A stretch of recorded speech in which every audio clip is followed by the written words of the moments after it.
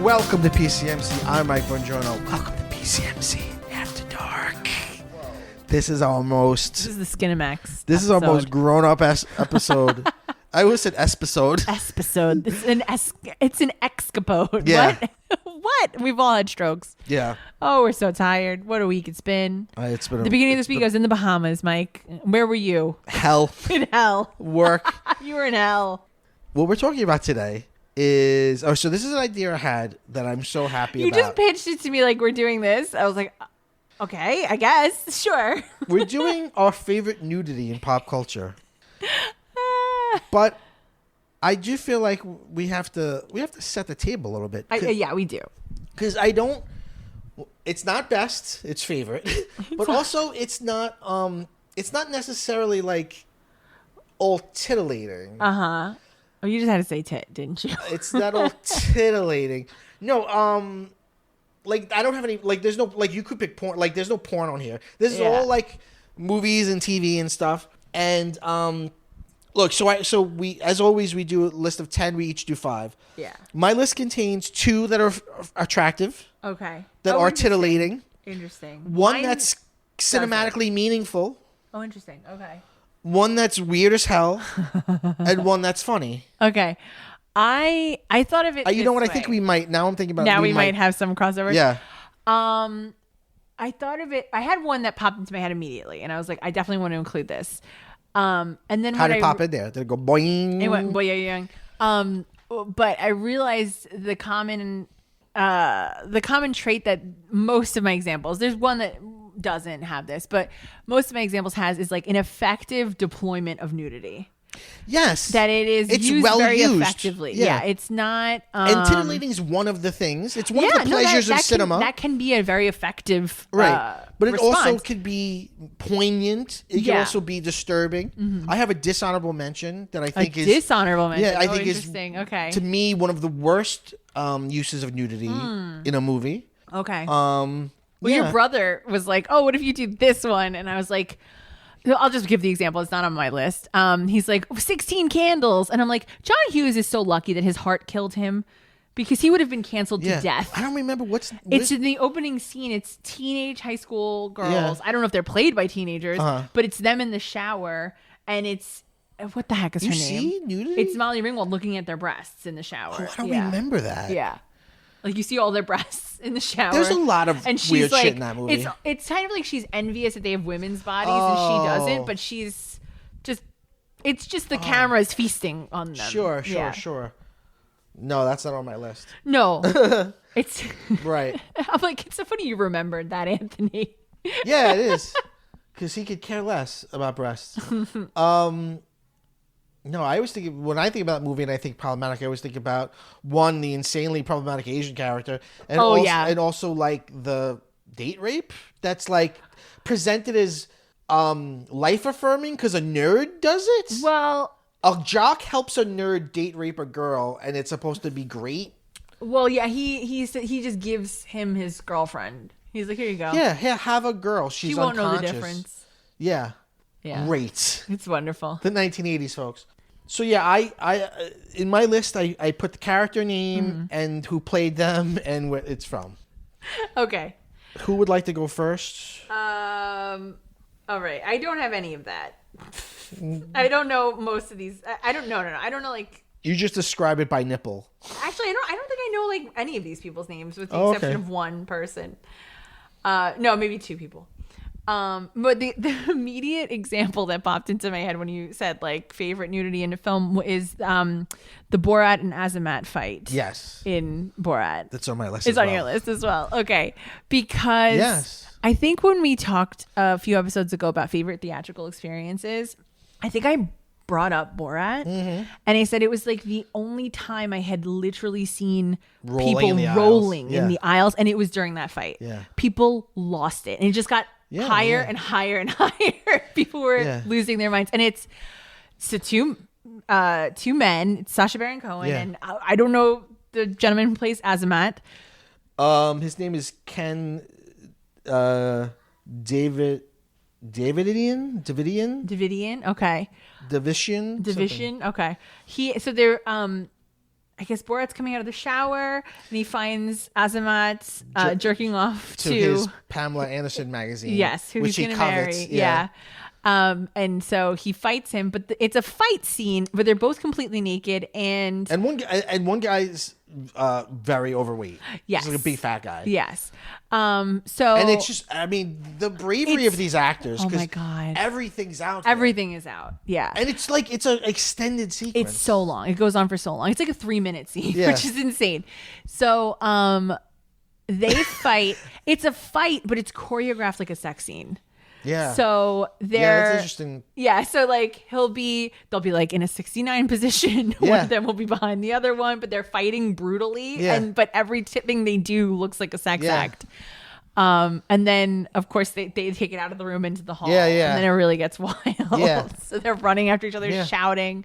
He has a fist, like dildo that he's chasing him with and trying to beat him with. Yeah, and it really was uproarious. It was so because it's not something you ever expect. You never see male nudity on its own is like always usually played for laughs, right? But extended male nudity, like we're so used to seeing the female form, to see the male form like this, in all its glory, and then also to see a body type that we're not used to seeing, right? Yes, and even or Sacha Baron Cohen aged body is but even Sacha Baron Cohen's not like what you'd see in like a mainstream porn. Yeah, no, right, exactly. Like if you're they're very used like to a certain body type in porn. Also, you're not getting that here. Also in porn, you almost never see flaccid penises.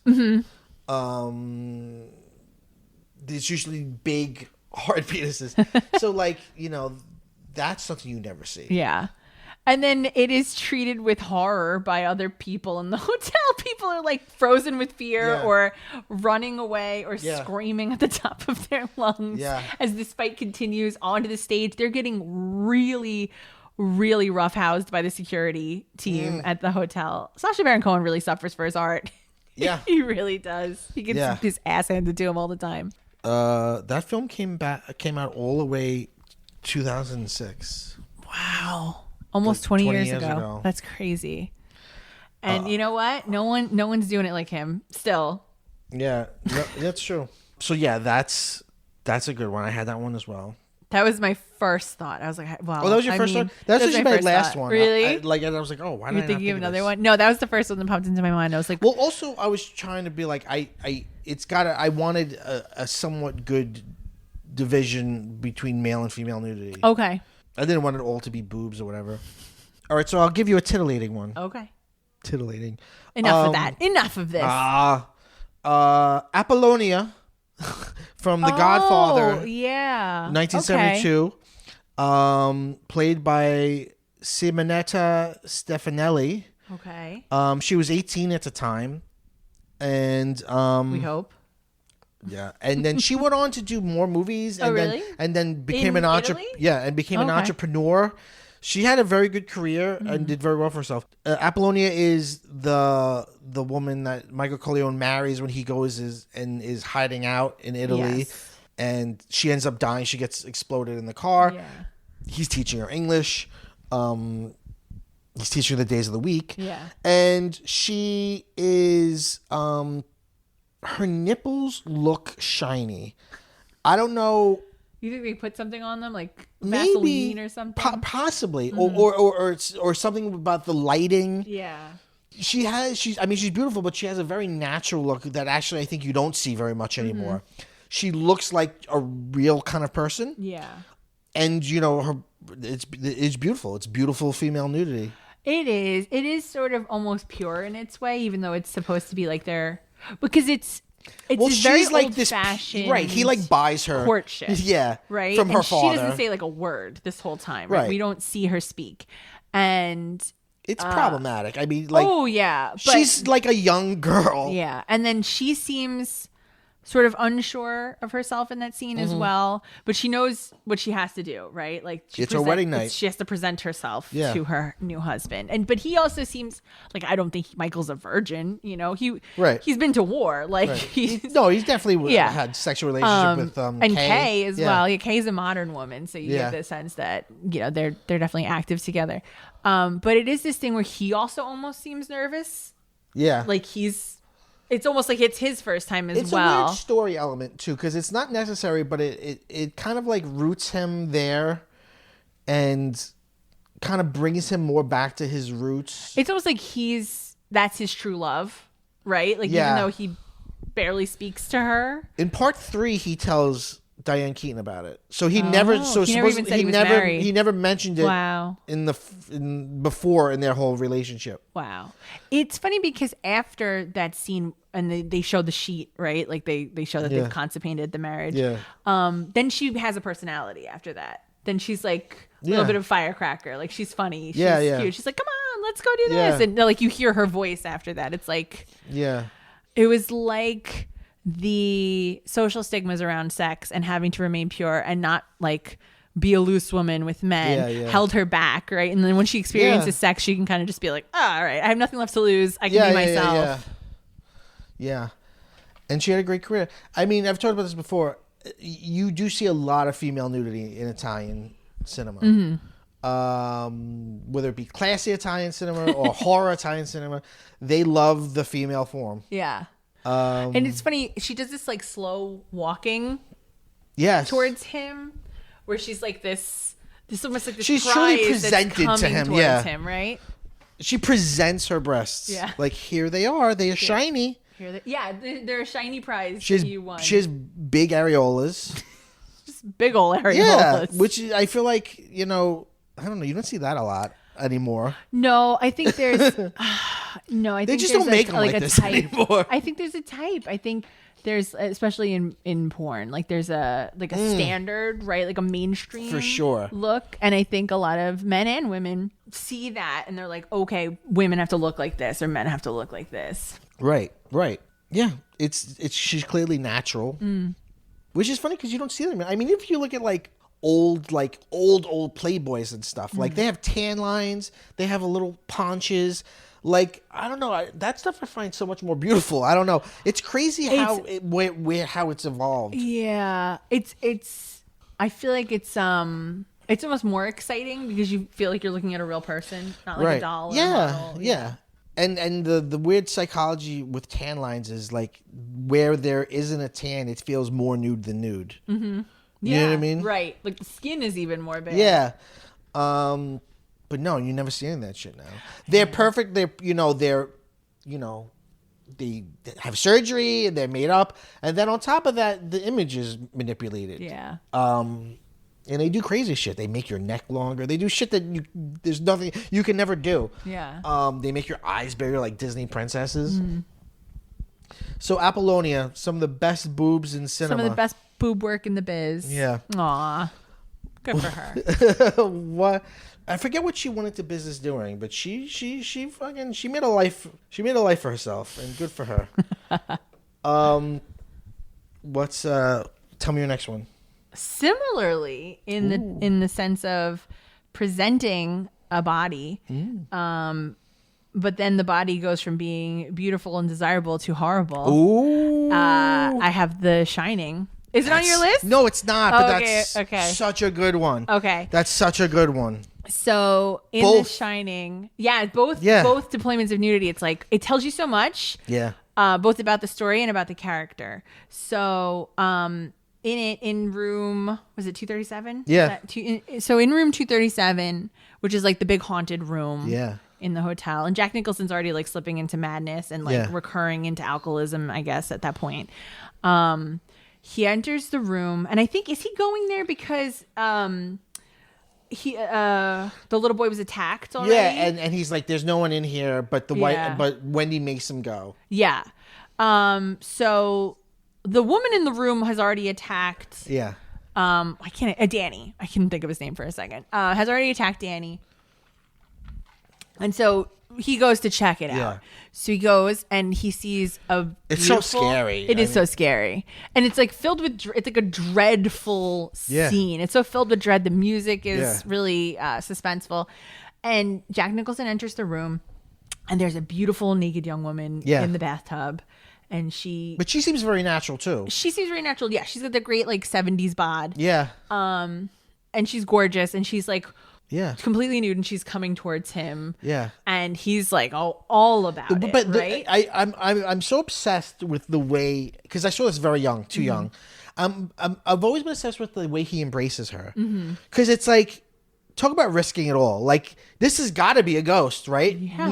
A hot woman didn't just break into this hotel. Right, just to take a bath. But he just goes for it. And the way that he, like, hugs her, it's the weird, the way he embraces her. I don't know. There's something raw about it. I agree. It's so he doesn't seem taken aback at all. No. Like, this is odd. This shouldn't be happening. What is this? He just goes right for her, which tells you so much in that, like, he's lost his mind already. Right? Like, he's not behaving like a person would behave, or he's just a huge piece of shit who would just go. Right. Sure. I mean, his wife is the one who asked him to come in here. Right. So it already makes you, like, not like him for how he's behaving. And then, of course, like, her beautiful young back becomes, like, modeled and sort of, like, puffy with water and decayed. Yeah. And then she's laughing, right? The laughing is horrible. She becomes an old woman. It's very witchy. It's very like she like when they're all naked in the cave. There's like that film version. It reminds me of that. But so then it's an old body, which we don't usually see elderly bodies nude. Yeah. And so, like, then her breasts become like elderly breasts, right? And this woman leaving it all on the line. This actress who played this old bath hag, love her. And just laughing. That's and what the action figure was called. Yeah, bath hag. And it's and just mocking him, like, "Oh, I got you." Yeah, like, that's the crazy thing. You thought I was young and beautiful. The ghost tricked him. Yes. Like, she used him as bait. She, like, baited herself. Yeah. Like, whatever you call it, however you call it. Right. She made herself bait. She was a honey trap or honey pot, right? Yeah, and I don't know. I don't think it's explained in the movie, but I know, like, in the story, like, she committed suicide in the bathtub. She, like... Now, was she young or old at the time? She was young, I think. She was young. Okay, interesting. But she begins in the bathtub. The way she slowly, like, moves the curtain is hard. Yeah, it's because so you scary. think you're going to see something terrible, but then you see something beautiful, but then it becomes something terrible. But it's uncannily beautiful because it should not be here. It's not right. Yeah, it's such a honey trap. Mm-hmm. But he's such an animal at that point. Yeah, he's like, well, whatever. Yeah, it's his, like, worm brain is working. That's all that's left. It's so effective and truly scary.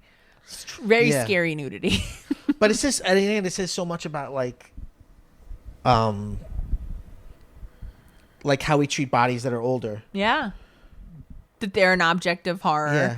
And the fact that she's like, she's not insulted by it. She's laughing at him, like, haha, I got you. And then she's, like, going after him a little bit. And he's like, oh, no. Yeah. Yeah. Yeah. Yeah. It's amazing. That's a really good one. That's a great one. Yeah. Both the actresses, amazing. They played that really well. I'd love to see them off side, like off camera, just hanging out, waiting in between scenes. Like, all right, tag in. Bring in the hag. They're wearing, like, robes. They're little robes, having their craft services, just hanging out. That's awesome. That's a fun one. I mean, it's not fun. It's terrible in the movie. It's great. It's so scary. It's so scary. Yeah. Yeah.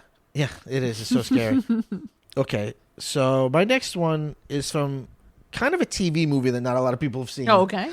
It's from the 1997 version of Lolita that was made, I believe, for HBO. Okay. It has Jeremy Irons. Okay. I've never seen it, but I know what you're talking about. Yeah. Dominique Swain, right? Is it Dominique Swain? Is Lolita. Okay, yeah. Jeremy Irons as Humbert, and Frank Langella as Claire Quilty, who was in the original movie played by Peter Sellers. Okay. And the nudity is Frank Langella. Okay. And this is not Skeletor, I work out Frank Langella. This is like, I'm an old man with, like, a gut. Yeah. Frank Langella. And so in the scene, Quilty has, like, stolen away, in the mind of Humbert, like, he saw something pure about a relationship with Lolita, even though he groomed her and it's obviously awful. Yeah. And Quilty is, like, he's like more id. Like Quilty like is totally okay with like that he fucked this young girl. Yeah. And so Quilty's in this version, Quilty's like basically nude with like a robe, and Humbert's come to kill him. Yeah. And Quilty's like still kind of hungover, still kind of drunk. And Humbert's like, I need you to like pay attention. I need you to know what's going on now, because he wants to like kill him and punish him for like ruining his life and taking the love of his life away. Yeah. But in this version, Quilty is also kind of like he's being weird. I mean, I love the Peter Sellers version of this too, but what happens in the Frank Langella version that doesn't happen in the Peter Sellers version is that Quilty's like trying to seduce him as well. Oh. So he's like, I know you've got a gun, but I'm not even acknowledging the gun. Okay. I'm trying to be charming. I'm like showing you my body. He like crosses his legs and like shows his legs to Humbert. So he's kind of like, you and I could fuck. Right. And he's like, being distracted and stuff. And at one point they get into a tussle and he's trying everything. He's like, first he's trying to charm him, then he's trying to be like, I don't know what you're talking about, and then he's trying to be like, hey, you could come live here, we could you could have a life here, it's fine. He's trying every tactic to not get murdered. Yeah. But then Humbert starts shooting at him and he runs away, and his Frank Langella's like robe is open, and you see his little flaccid like dick like flap back and forth, like from one leg to the other, like flap flap flap flap flap, as he's like running scared. And the flaccidness of it, to me, I think is so. First of all, it's clearly the image that the director wanted, and good for Langella for being like, sure, I'll do that, because it shows like just how is something grotesque about it, and not in that I'm straight and it's a man, but there's something grotesque in like, this guy is such a hedonist. He's just walking around his own house completely nude, and he's not even, there's nothing about it that is bothersome to him. And the way that he's running and he's scared, like it's almost like his penis is also scared. It just shows him as like, yes, I see. It's almost like a creature like gone into its own shell. Yes, yeah, right? yeah. Like even like, and also like while he's running, his not only is like his robe open, like he's got his hands up, like he's like running like a little old person, like like he's like running. And then he runs into a room, and then there's a piano, and he like lifts up his, like almost like their tails on a tuxedo. Yeah. He lifts it up and then sits down and starts playing the piano as like a way to try to like distract him. So it's just really good nudity, because it's used. He's using his own nudity at first to try to like lure Humbert in, and then his nudity shows his weakness and his softness. Yeah. And his hedonisticness. There's so much vulnerability about it, right? Because not only are you going to be shot, but you're going to be shot totally nude. Yeah. Like you have no armor on. But then he's also at some points using it like aggressively, like, I know I'm naked and there's power in my nudity. Yeah. And why don't you could come live here too, and we could both fuck children and fuck each other and whatever. That's interesting in the duality of the nudity as both a weapon and you're vulnerable. Yeah. That's so funny. I mean, like, kind of like we were saying before about Borat, like, male nudity is so much less common than female nudity. And when you do see male nudity, it's so often erect penises.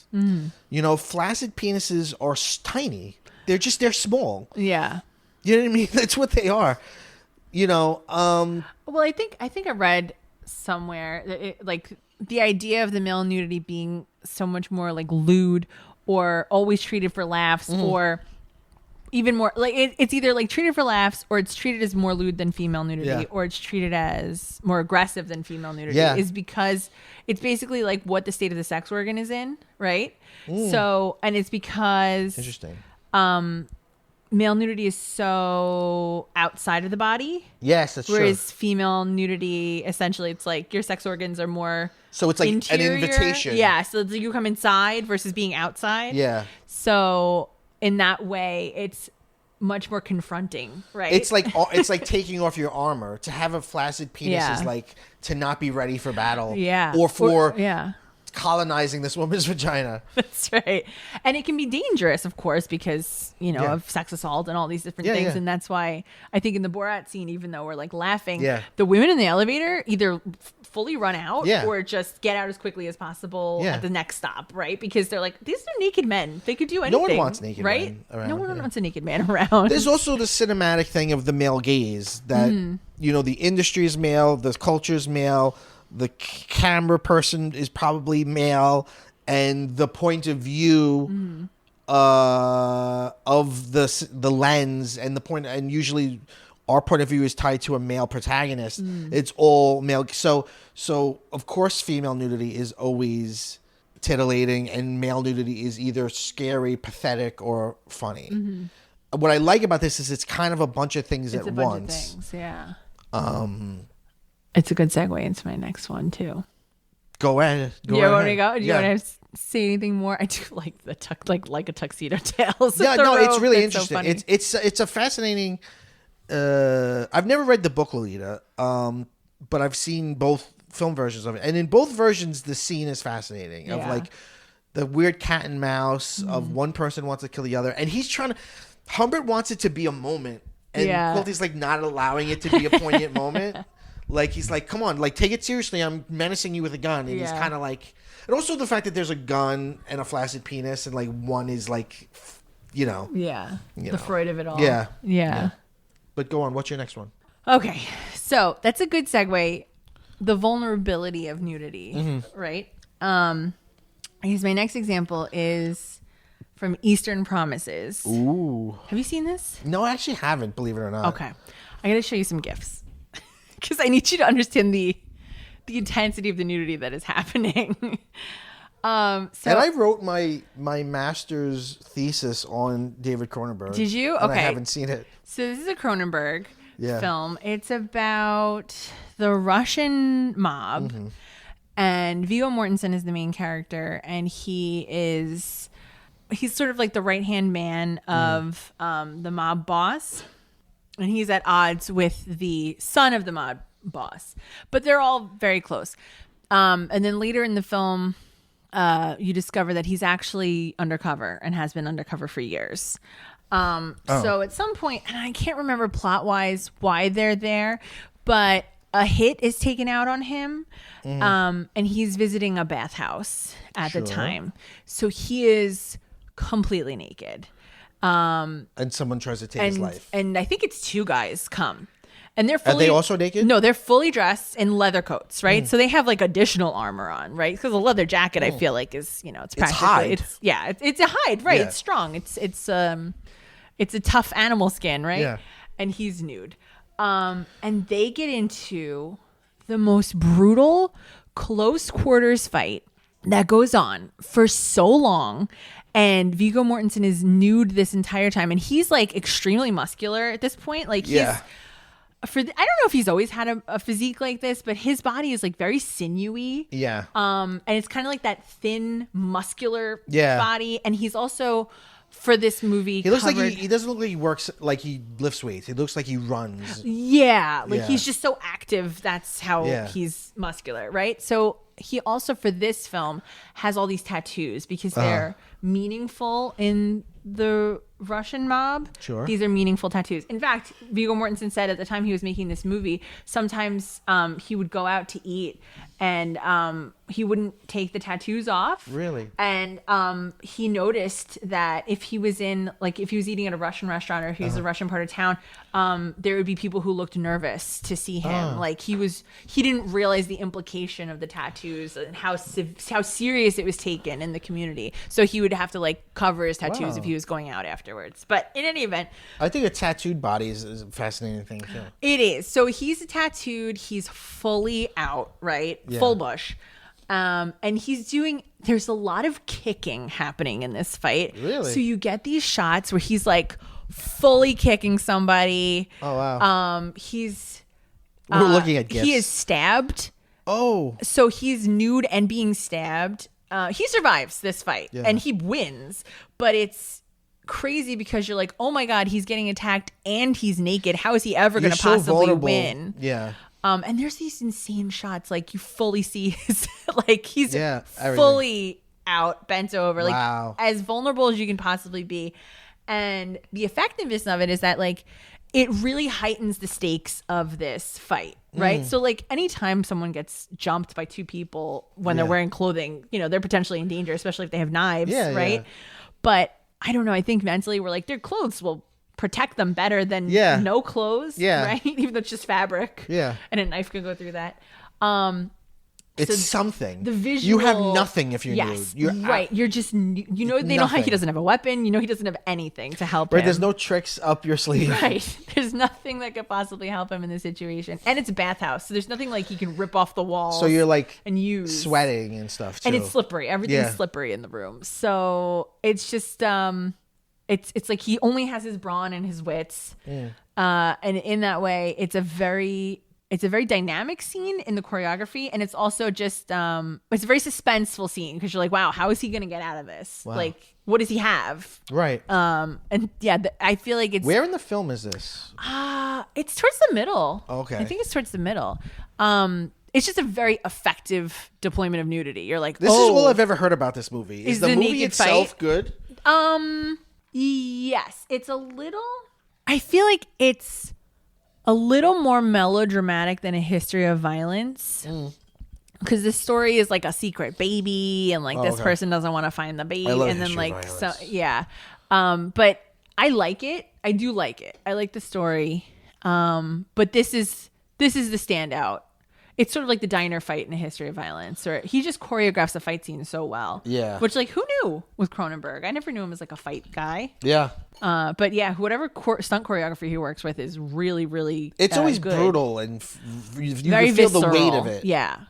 They feel. It feels it's beautiful to look at, but it feels uncinematic. Like in History of Violence, he just tries to kill you as fast as possible. Yeah. There's no like pirouetting. He'll just like boom, boom, whatever I could do as fast as possible to make you not a threat anymore. Yeah, this fighting is very animalistic. It's like survival fighting. I was at a restaurant once and they had like TNT on, and it was like some Fast and the Furious movie. Sure. And then in between they would do these like behind the scenes fight choreography, and they kept playing the same one over and over again. And it was the fight choreographer talking about the Michelle Rodriguez Gina Carano fight. And they're like, there's two women of completely different sizes. And Gina Carano is obviously like a UFC fighter, so she knows how to fight. And Michelle Rodriguez is not. And so they were like, we're going to choreograph this fight where Gina Carano is going to fight like someone who knows how to fight. And Michelle Rodriguez is going to fight like someone who's fighting for their life just to survive and just doing anything wild they can do to like get somewhere. And I feel like that's how all of his fights are choreographed. Like they're just fighting to get out of this fight, to get away alive. And that's how he fights. And it's wild and crazy and brutal, like very brutal. Yeah, he gets stabbed, so he's like covered in blood. How does he take the guys out? I don't remember. Does he kill them? I think he kills them, yeah. I think he either gets their weapon. I feel like their faces get smashed on some tile or something. Sure. But because I couldn't watch it, right? Because it's not on YouTube. Yeah. And like I couldn't watch the movie here, so I was trying to. By the way, like I watched the Lolita nudity is on YouTube. Really? Yeah. Okay, I couldn't find Borat on YouTube. I had to watch it on Vimeo. Really? Sometimes things slip in. So I couldn't watch it. So I was going through as many GIFs as I could to like try to piece together the fight because I don't remember it totally clearly. But highly recommend. It's a great fight. Can you see his real Fellowship tattoo in that scene? I wonder. I think maybe it's covered. But I'll check it out. You can see a lot in that GIF. For a while, none of them would show it, but I think now they do. I think it's like a leaf or something. Oh, okay. Every member of the Fellowship of the Ring after the Lord of the Rings, they all got matching tattoos, which is cute. Yeah. I don't know. Maybe. It's interesting. You might. Maybe. Yeah. He's got so much on him. Yeah. He's such like a man. You know what I mean? Like he's like, you look at somebody like The Rock, and it's like that's an action figure. There's something almost immature about how big it is. Like how big he is. You know what I mean? Like he's like a man. It's like puffy muscle, right? Like he's inflated. Even though I know it's real, but it's just. No, I know. Like, but like it takes so much manicuring. You know what I mean? Like The Rock has to do it every day. Yeah. You know, that's the weird thing about being super muscular. Which I would not know about, but is like you know, your body's constantly healing from it. It's not a state that your body wants to be in. No. But he's like just so like there's a naturalism to his musculature, to his strength, but he does look strong. Like he looks like he could mess you up. That's a really good one. It's very visceral nudity. All right, so this is a crazy left turn. Okay. I'm talking about the topless duck in the bathtub in Howard the Duck. You know, Eugene suggested this. He's like, oh, because I was invited by one of our friends to a literature event tonight. And I was like, oh, no, I can't. I'm recording about our favorite nudity in film. And he's like, oh, what are you picking? Is it the Howard the Duck topless duck? And I was like, no. You were like, Mike will pick that. I'm sure Mike will cover that one.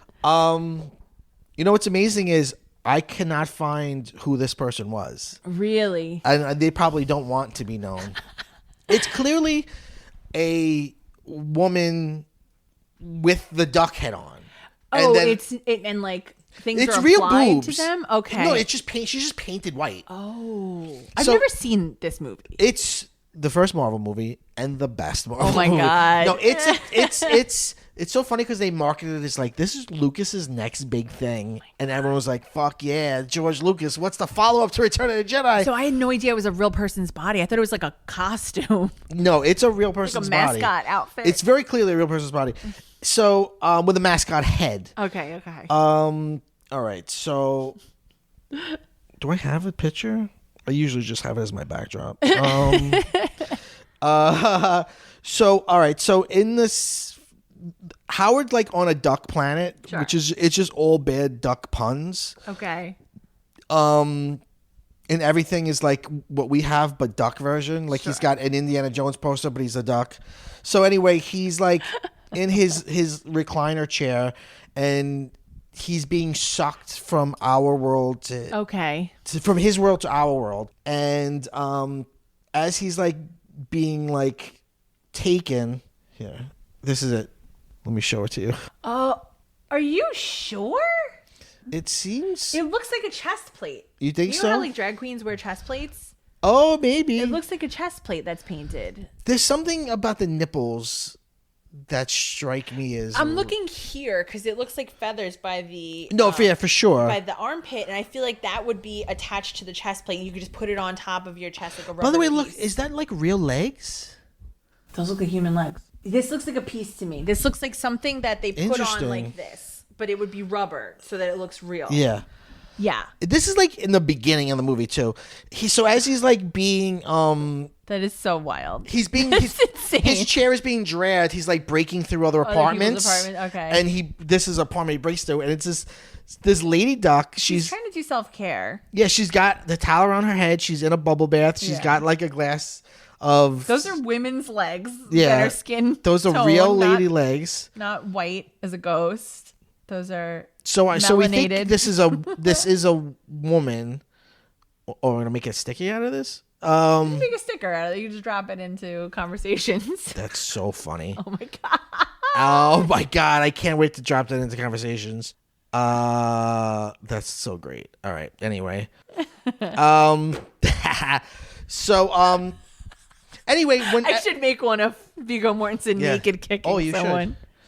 Should. So anyway, this movie's bad. Yeah. But it's also like it's in the so bad it's good because it's crazy, it's weird, it's not boring. You got Jeffrey Jones in it as an evil bad guy. Jeez, as he do. Yeah. You've got. Speaking of titillating, you have Leah Thompson from Back to the Future. Oh, I know you love her in this. I know this she's is like so gorgeous in this. Your fave Leah Thompson. Yeah, she's like the rock star girl. Yeah. Who fucks Howard? I think at some point. Anyway, if get that corkscrew. What'd that corkscrew do? Yeah. When people talk about Howard the Duck, this is the thing that they talk about. Yeah. They talk about because it's in the very beginning, and we all saw it as kids, because it's a movie about a duck man. Yeah. And then in the very beginning, there's just tits. And, like, I mean, look at the frame. Like, it couldn't be more, we want to show you this. Yeah. This is not some mistake. It's not an accident. Yeah. George Lucas storyboarded this, and it was like, there. I want duck tits in the first 10 minutes of this film. Thank you. I am an auteur. Oh, man. It is wild. It is wild. Listen, if you are the person who played this character and you listen to PCMC, please come forward. We will do a whole episode. We'll do a whole profile on you. I want to know your whole career. I mean, it could just be like a grip or something. It could be anybody. It could be anybody. It could be anybody. Yeah, yeah. It could be Doug Jones in there. But it's also so weird that... Who played Howard? Oh, I forget. So a little person. Doug Jones, by the way, is great. I'm watching. It's a show that's off now, but I'm watching Star Trek Discovery, and it's probably the most like role he ever had. Even though he's still head to toe an alien, and a big, tall, skinny alien. Yeah. But like he's acting. He's one of the stars. Yeah. He's got dramatic moments. Probably that and What We Do in the Shadows. I'm glad he's like really doing. I'm glad they didn't have to like stick him in a ton of stuff for that. Although he was in all of the prosthetics before he was rejuvenated. Right, when he was like the old one. Yeah. Yeah. I mean, he's out there. The Baron, that's it. Yeah. But interesting thing, Doug Jones did play Viggo Mortensen's dick in Eastern Promises. Eastern Promises. I thought that was him. Yeah. You know why? He had a big eye on it.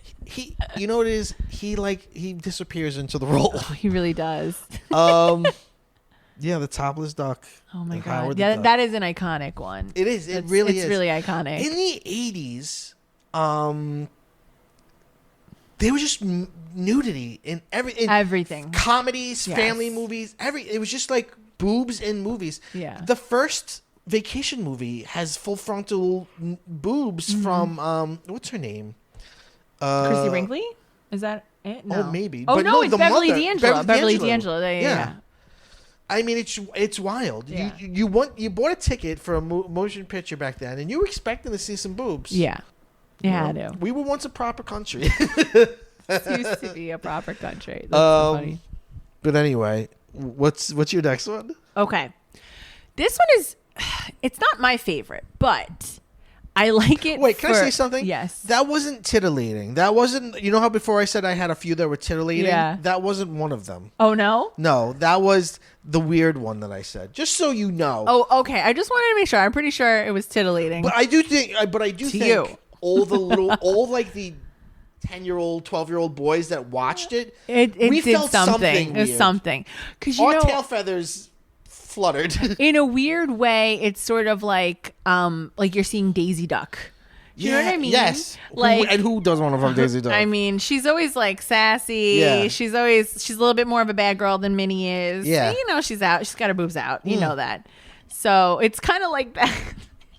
Yes. Getting to see. Yeah. And she's always pantsless, so you gotta see the top. Yeah. There we go. Okay. Sorry, go on. Now this one it's not my favorite, and maybe it's not even the best deployed. What I love about this nudity is that everyone always forgets that it's in this movie. Ooh. And they always, when Christmas time rolls around, they say, let's watch Love Actually. Love Actually. And everyone's like, yeah, I love Love Actually. What a great family movie that we can put on. But no one remembers that there is a subplot with two naked stand-ins. You know what I think it is? Mm-hmm. I'm pretty sure the TNT version completely omits that entire subplot. Yeah. That entire thread is not in there. I believe that. Yeah, because you can't show any of it. Yeah. And the whole movie's just threads, so it's easy just to take it all out. Just cut it out. Yeah. So when you watch it, you're like, wait, what? Yeah. Hold on, where did these two come from? And not only do you see all of him? No, you see his butt.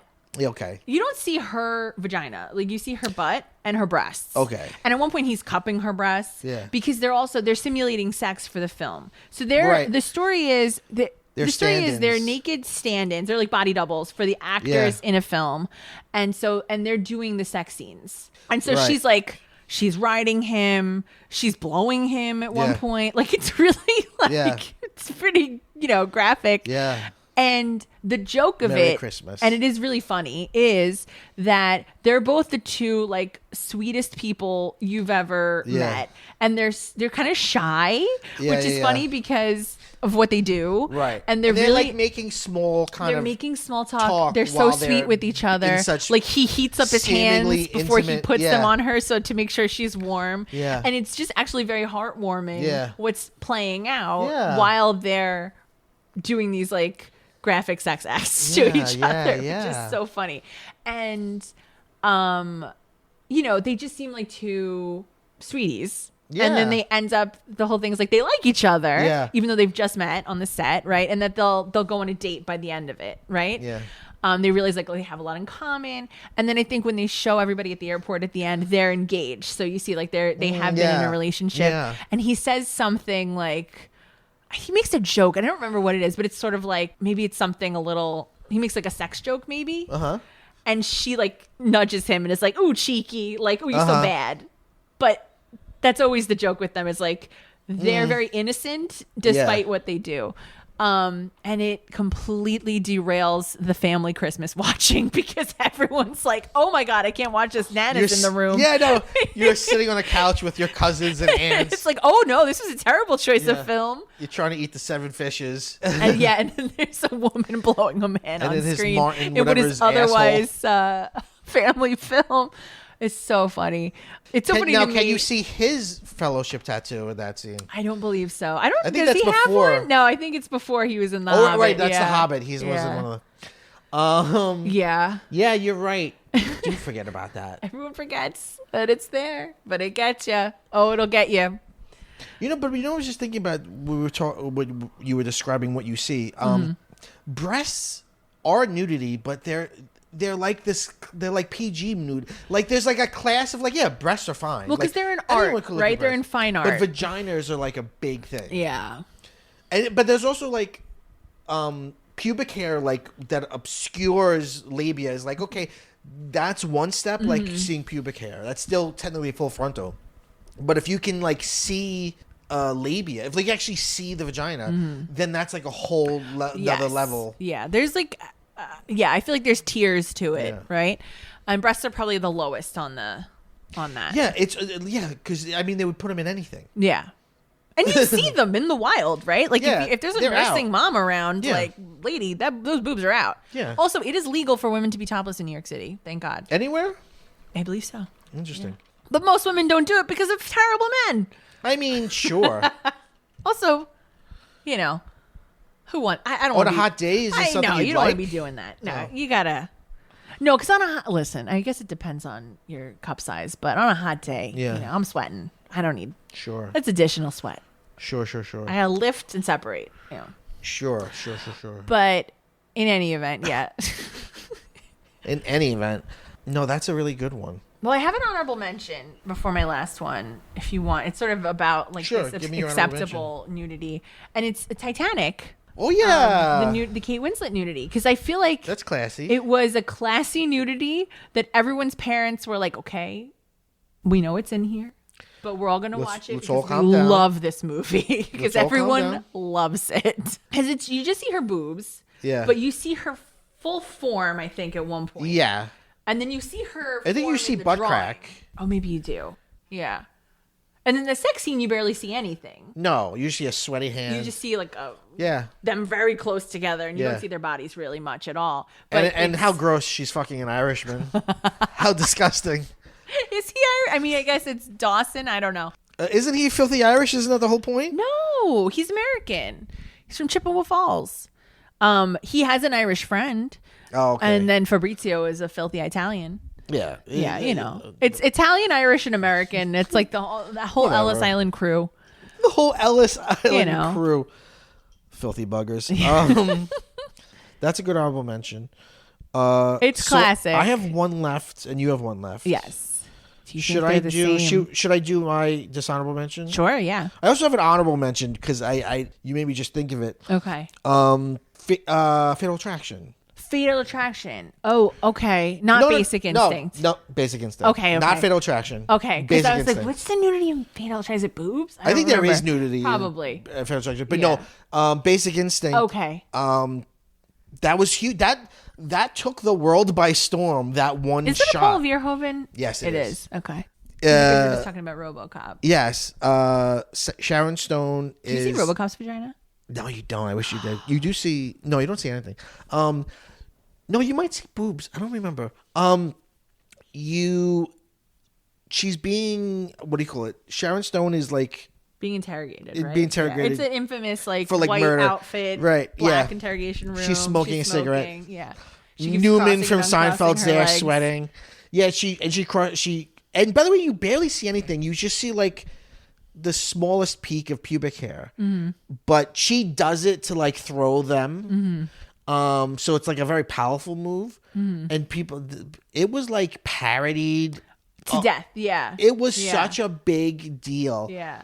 And there's not much there. Yeah. But it's just that you gotta talk. That's a big one. Pikowski, who's like a leg is better than a vagina because a leg suggests like so much more than a vagina. Yeah. Like the top of a leg. Yeah. I feel like that's like the whole scene. Yeah. My dishonorable mention comes from the 2009 Friday the 13th remake. Okay, I don't think I saw this. It's not good. Whatever, it's fine. There's interesting things in it. Actually, I shouldn't say it's not good. I'm surprised you didn't. Well, we're not at the end for you yet, but I was like, I'm surprised the weird one wasn't the three-breasted woman from Total Recall. No, but that's a good one. So, it's just look in horror. It's about life and death. Mm-hmm. So nudity is good. Sex is good because that's life. And death and gore is good. Yeah. But there has to be a separation. There is a moment where a girl is... I don't know if she's skinny dipping. She's swimming. And Jason... It's actually... The scene itself is interesting. Jason is like just standing on the shoreline. So like if she moves left, he just moves left a little bit. So she's basically like fucked. She's stuck there. Yeah. Because anywhere she goes, he's just going to walk around. He's just going to wait for her. Yeah.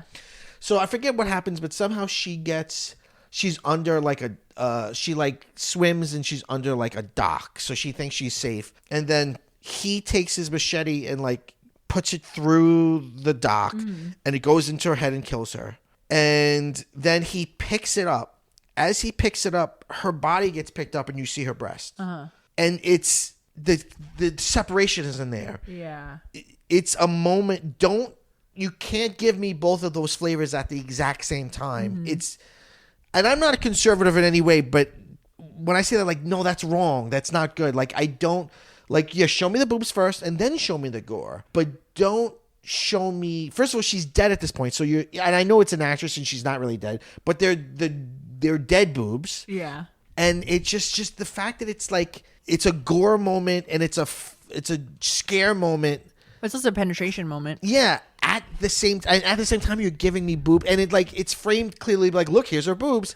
It's like, wrong. Yay, aren't you happy? It's like, wrong. Oh, no. It gets it all wrong. It's just not. No, there's got to be a little separation there. So that's a dishonorable mention. Okay. What is your last one? Also a horror movie. We've been like doing these segues so seamlessly. It's like we planned it out. Segue kings. That's right. But not like the actual Segway King who flew off of a cliff on a Segway. Which is sad. At a corporate retreat. That's sad. He's actually, I think, was the CEO of the company. I don't know if they called him King. They call him the King. And people thought it was a bit, as you would, right? Sure. People like, what? What the hell? He fell off a cliff. Yeah. That seems insane. Yeah. How often are you near a cliff? Surely that can't be the way. On a Segway? Yeah. Are you insane to do a Segway by a cliff? They seem so unwieldy. Remember when that was a meme, when that was a joke and everything? Like Job having one? Right. Yeah. Because I think idiots thought it was going to be a status symbol, and then it wasn't. Yeah. And it just looked ridiculous. And also people were like very like optimistic, like this is the world. This is the way of the future. We're all Everyone's going to be say on goodbye to your car. Yeah. We're just on Segways. Yeah. And instead it was e-bikes that took over everything. I know. Anyway. Oh, the e-bike. Anyway, okay, so my last one is actually a horror movie as well, and it is Sleepaway Camp. Oh, so good. Yeah. Your list is great. Thank you. We really crushed this. We crushed this one. So it is, the ending. And I think there's other nudity in Sleepaway Camp. I think there's boobs throughout. Oh, I believe so, right?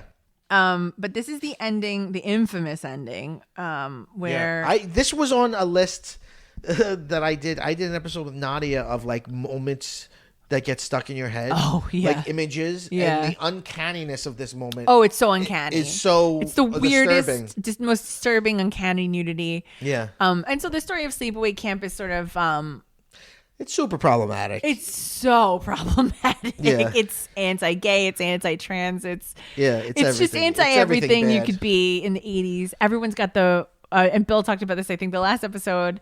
Everyone's got a hair trigger temper. They're all like ready to kill each other. There's openly like pedophile characters. Yes, who so Angela the cook at the camp is a pedophile. Tries to molest her, right? I think. Something. Yeah. And then there's like a much older man who's sleeping with one of the counselors who's obviously a teen.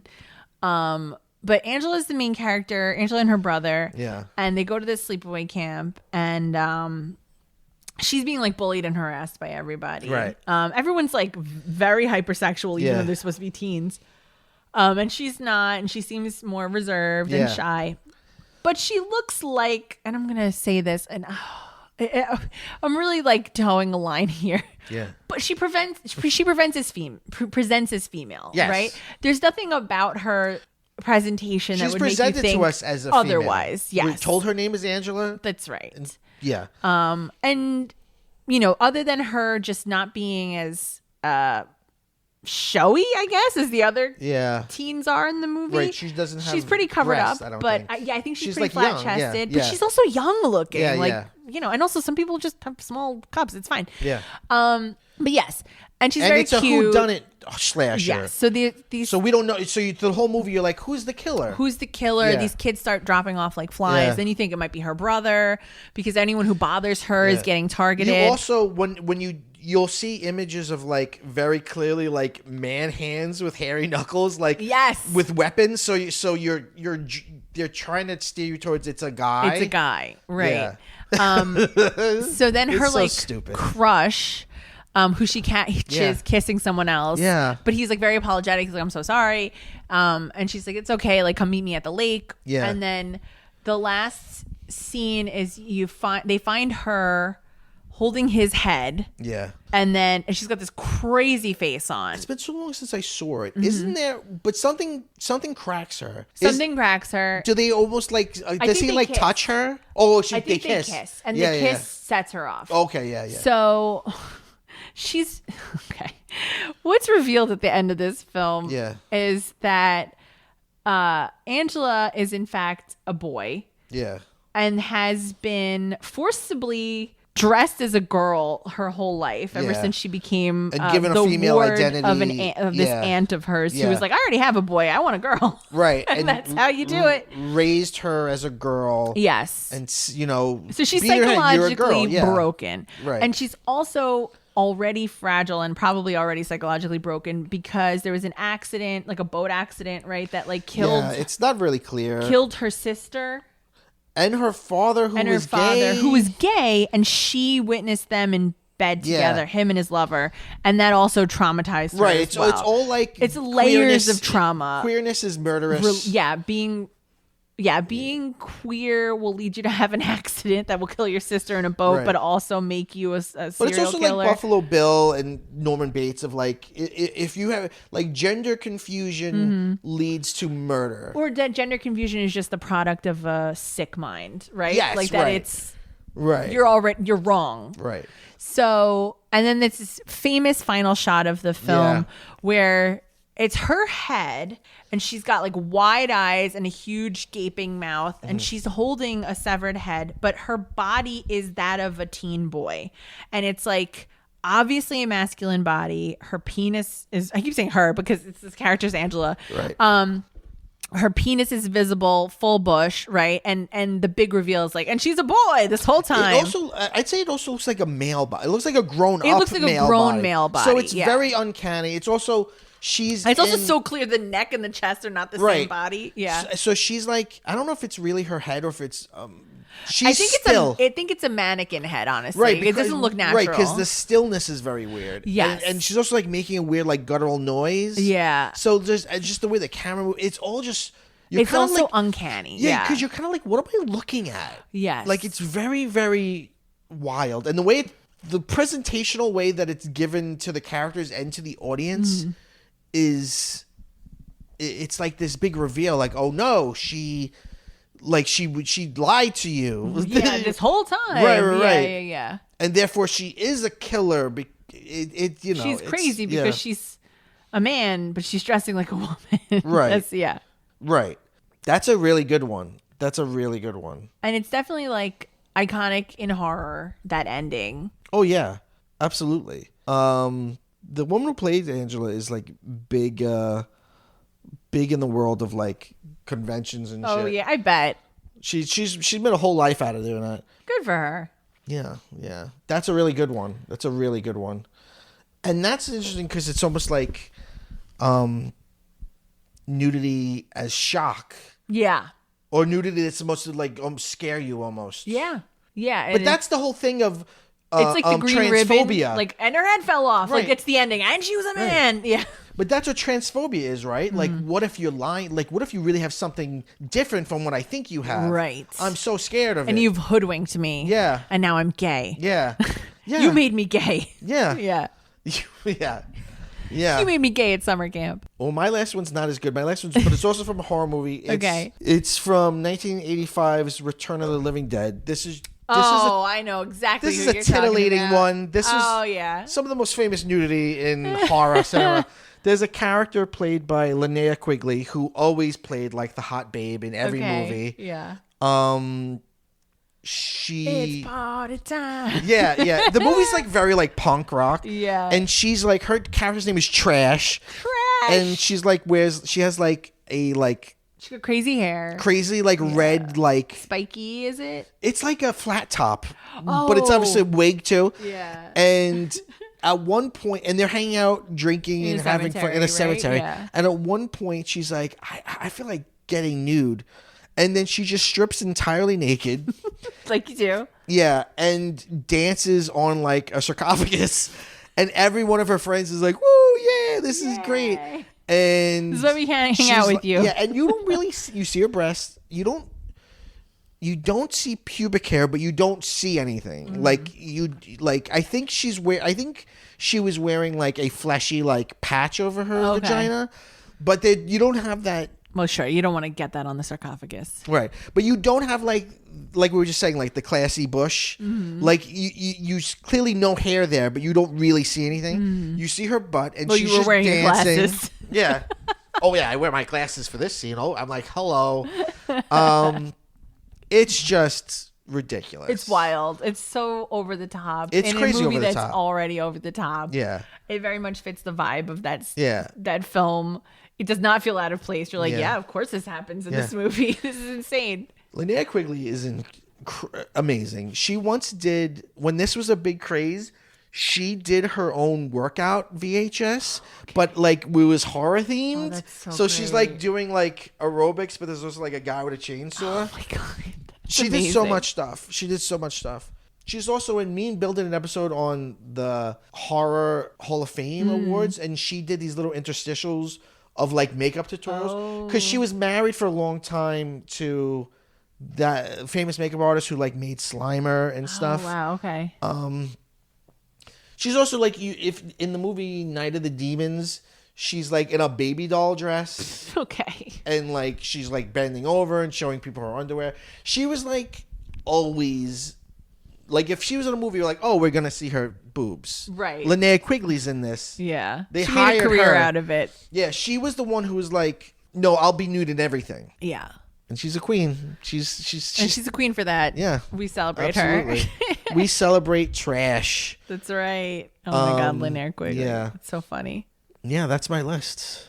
That's a good one. I like that one. I think these were all good. You know, nudity is, I mean, it's like the most primal thing.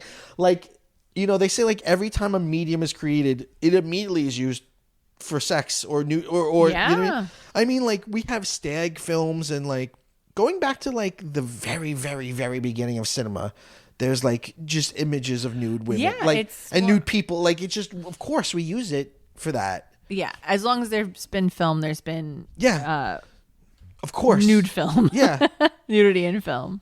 Yeah, absolutely. I mean, cave drawings, right? Like we're always drawing the human form, the human body in all of its beauty. Yeah, and grotesqueries. Yes. You know, we saw Freakier Friday today. No nudity in that. But I did see a lot of Jamie Lee Curtis cleavage. Good for her. And good for her. Lindsay Lohan looks great. She looks fantastic. She looks fantastic. I'm so glad she's back. She's so good in it. She's so funny. She's great in it. We can't stop talking about how much we love Freakier Friday. I boldly said it's the best Lego sequel since The Force Awakens, and I stand by that. It's much, much better than it needs to be. Yeah. It's better than the first one. The first one's good. The first one's pretty good. I only watched the first one like within the last year. I watched the first one the day I saw the second one. No, really? We watched it and then we saw the new one. I was watching it. Because I had not seen it. And I was going to be confused. Or maybe I was watching it like right before it was announced that they were doing the sequel, because I remember texting Anthony like, wow, this makes me so sad for Lindsay Lohan because she's so good in it. Yeah. And it like makes me sad that like her career kind of fell off afterwards. Yeah. And like, but she's doing really nuanced work in it, which is wild. Yeah. I hope this leads to her just doing more stuff. Because like I hope she gets back to drugs, and then she became a spectacle, and people treated her poorly. I feel terrible for her because she had zero guidance. She had two parents who wanted to be famous themselves, and were getting arrested in the news for like substance abuse. She had zero guidance. Yeah, and she had wealth, fame, and people like giving her drugs basically at a very young age. So it's like, of course, she's lucky that she didn't end up, you know, dead. We should just have all AI children. Children should not work. They should not have jobs. I agree. Children. I have a hot take. Well, I'll save it for my hot takes episode. Okay. Children shouldn't be in movies. Yeah. Speaking of nude, she's been nude plenty. I tried to watch Canyons, man. I tried to watch it. It's not good. I watched it at like 3 speed. I was like, it's so bad. It's so bad. And I don't mean it's just boring. It's all fucking get out. It's just like, what is this? Yeah, it's boring. I watched it with your brother, actually. Interesting. Yeah. But it's no good. And I'm glad she came back from that. Yeah. She's better than that. She doesn't need to be in movies like that. She's actually talented. No, yeah. All right. So this has been the Lindsay Lohan episode. This is the Lindsay Lohan podcast. Please, join us again. Later today, we'll release another one just about Freakier Friday. You have 2 children. Mm-hmm. Have you ever been watching something that had nudity in it that you weren't expecting, and you were with them and you were like, oh, now there's nudity? Are they going to ask about it? Is it weird? Or has that not happened? Haven't had a situation where it's nudity. Have I had nudity? I'm wondering. I think I've had, because they do like to watch, actual movies. Right now, like, they're into Back to the Future. They're into Back to the Future. And there's like kissing and almost sexual assault. Yeah, there's sexual assault. And so I'll bring up incest. well, beyond that, I mean, but I'll bring because we watch Back to the Future so much, and when Biff is attacking her, I'm like, look how bad he is. See, she's saying no, and he's not listening to her. Like, I'm trying to teach her. Like, I'm making it a teachable moment about consent. Like, this Biff is a cool guy. Peter loves Biff. Peter loves all the bad guys. No, he loves Marty more, but he thinks Biff is great. So I'm like, nope, this is terrible. Yeah. I'm actually trying to think because I've seen something. I feel like I've seen something where there was like a butt. And butts are so funny. So I'm like, look at that, and they'll butts are hilarious. We're all laughing at the butt, but nothing else. Do you remember being a kid watching a movie with your parents and there was nudity? Yes, and everyone gets really quiet. It's so upsetting. So upsetting. It's so uncomfortable. In 1990, whatever it was, I saw American Pie with my parents. I almost just spit out my water. Yeah. No, I can't imagine something worse. And by the way, talk about amazing nudity. What's her name? Is it Shannon Elizabeth? Yeah. She's old. She's got some great millennial boobs. Those millennial boobs. Well, I should say millennium because I think she's actually Gen X, but Yeah, probably. She got some great millennium boobs. Yeah. Year 2000 boobs. Yeah. The Shining. I watched that with my parents when I was way too young. Okay. So Bill and I love horror, and we know the kids are obviously they have not seen a horror movie, but they're fascinated by it. Sure. And I know eventually there will come a day when we're like, okay, we're gonna watch some horror with you, and we're gonna have to preface it and be like, listen, you're gonna see some boobs. Like, this is what happens. And you know, if you look away, you can look away. If you want to look, you can look. But if you want me to leave the room, I get it. Because you don't want to be, it's too uncomfortable. Yeah. I understand. I mean, my mom and I were both big fans of Sex and the City. Yeah. But we frequently would not watch it in the same room. Like, I'd watch it downstairs, she'd watch it upstairs. Just because when they would have the sex scenes, we'd be like, oh, it's kind of weird if we don't want to watch this together. It just is. We can't be in the same room. But think about that. Like, really dissect why that is. Because it's like you step out of yourself and you're watching yourself react. And you're like, I can't react. How am I supposed to react to this? Like, I'm into it? Yeah. I can't in front of my parents. You end up trying to like pretend like it doesn't mean I don't nothing. like any of it. I don't care. I could care less about this. I don't care about this. I'm not a person. It's true. Yeah, you have to act like everybody in the room has to act like they're not interested in what's happening. Yeah. And no one can be like, whoa. Well, sometimes you do have a parent that's like that. Like, what is this? And screaming. Yeah. That's the best. I want to see. Even an indignant parent. What kind of filth is this? I saw Van Helsing starring Hugh Jackman in the theater. Yeah. And this way back when, right? And there's a vampire, a very busty Dracula's bride in it. Okay. And it was me and my teenage friends or whatever. And in front of us was like a dad and like a little kid. Oh, no. And with all innocence, the little kid goes, "Daddy, look at her boobies." And we all laughed. Yeah. We all laughed. Yeah, I know. Yeah, we all laughed hysterically. Oh. And the father laughed. It was like, it was just like he was young enough to have no shame. He was like, wow. He pointed out to his dad, like, can you believe such a thing? Such boobs exist? Peter did something similar today, and I know like these things live forever and they will not be little forever, and they can come back and find this, but I just think it's very endearing and cute. We were gonna watch an episode of The Twilight Zone, and there was a commercial on before it, and they're into the Twilight Zone. Twilight Zone. Is it because of Tower of Terror? Yes, it is. They were into it before, and so they were fascinated by the Tower of Terror. They were not going on it. They were like, wait, absolutely no way. Yeah, that's intense. but they were interested in it, and then they came back, and that interest is holding on. And so we watched Terror at 20,000 Feet today. Classic. Oh. But there's a commercial before, and there's this really beautifully shot, long Beyonce Levi's commercial that's on now. And it's her like super styled in like all these different vignettes. Timothy Oliphant is in the commercial. It's like crazy. Okay. But in the first vignette, she walks into a laundromat and then she takes her jeans off, and she has these big, I want to say they're big white underwear, but they look like white boy shorts. Okay. But they do look like underwear. Yeah. And so she takes off her jeans and like puts them in the wash, and then she sits and crosses her legs, and she's like waiting for them to be washed. And both boys like froze. Like, why is she taking off her pants? Yeah. Her underwear is there. And then in each of the vignettes, they're really showing her butt a lot in the jeans. And Henry was like, why do they keep showing her butt? And Peter goes, how does she get such a perfect butt like that? Wow. Such a perfect butt. How did she get such a perfect butt? I was like, are you looking for tips? You want a big perfect butt like that? Probably the gym, I imagine. I imagine she works on it. But are your kids big Sydney Sweeney fans as well?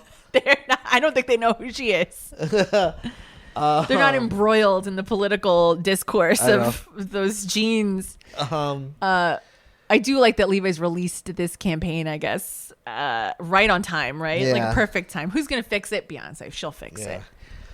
But how did she get such a perfect butt like that?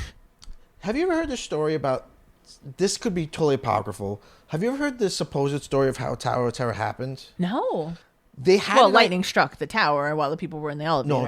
That's not what I mean. They had an idea for just a drop ride. Okay. For some reason, I don't know why, they went to Mel Brooks and were like, do you want to do like A trap ride. Maybe they Like thought a Young Young Frankenstein. Frankenstein? Okay. Like, do you want to do a ride? And he was like, no. But you know what you should do? A Twilight Zone ride. Really? Supposedly that's a story. He That's talked them into interesting. doing a Twilight Zone ride. Well, some of the stuff with the Twilight Zone ride is incredible. Yeah. Like, Rod Serling. Obviously, it's an episode created for the ride. So Rod Serling never talked about an elevator or anything, but they use real footage of him from some episode where he's like, "What you see behind me." Yeah. And then they cut away from him. Yeah. And then he says it's a common elevator or whatever. They had voice actors audition for his wife, for his widow. And have her listen to their voice and basically be like, who sounds the most like him? Yeah. And she approved the guy they chose. Yeah. And it's seamless. It's so well done. They're into Twilight Zone now, which is kind of fun. Good for them. Good for them. They'll learn empathy and butts. Beyonce's butt. And you know what? I mean, who can blame them? Who isn't into Beyonce's butt? Come on now. You know, there's something innocent about a butt. Like Tina from Bob's she loves Burgers butts. is obsessed with butts. And she wants to touch butts. Oh yeah. Yeah. She's into those butts. She writes friend fiction about butts. I think also because they're so silly, right? Butts are so silly. They're farts, you know. Yeah. It's like there's a real humor about them. But there's also, I think I saw today a little like, oh, this is a nice butt. I like some butts. A perfect butt. A perfect butt. How'd she get a butt so perfect? Butt. Yeah. By the way, thinking of cartoons, dishonorable mention Bart Simpson nude in the God, Simpson movie. Why? I don't get what the joke was supposed to. I don't get it. We know you want to see this little boy. We know it. Is it like because this is a movie, so we can show you things you wouldn't see? Who wants to see Who Bart wanted naked? that? I didn't. And also, we see his butt all the time on the show. Oh, that's it. Simpsons, we see their butts all the time. Oh, yeah, that's true. Yeah, so, butts to them are safe. That's a safe nudity. And it kind of is. Yeah. You can moon people. Silly. Yeah. Yeah. But people fart from their butts. Butts used for farting.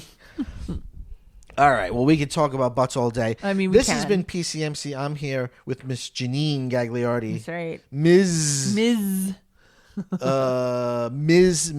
Bill Gagliardi. You ever remember that shit? No. Have we grown out of that? I think so. That craziness where it's like you I've are been your referred husband to by my husband's full name, like Mr. and Mrs. William Gagliardi. Well, I have on address, like being addressed on an envelope, but not in person. It's still weird. It's weird. It's weirder than just having the last name. Yeah. It's like you're part of him. It's so funny because my mother-in-law would always say like Mrs. Gagliardi's my mother-in-law. So I don't say that she's my mother. Like that's my mother. I'm like, no, I am Mrs. Gagliardi. Yeah. My mother-in-law passed it off. She doesn't want it. Yeah. She don't want it. It's me now. We end every episode. Go bye-bye.